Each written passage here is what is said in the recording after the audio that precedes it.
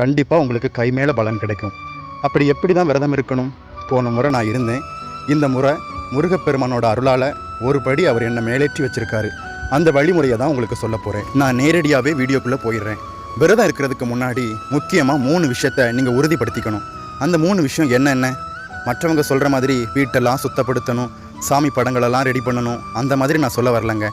நீங்கள் உறுதிப்படுத்தக்கூடிய 3 விஷயத்தில் முதல் விஷயம் என்னென்னா, நீங்கள் மாலை போட்டு விரதம் இருக்க போகிறீங்களா, இல்லை மாலை போடாமல் காப்பு கட்டாமல் சாதாரணமாக விரதம் இருக்க போகிறீங்களா, அதை நீங்கள் முடிவு பண்ணணும்.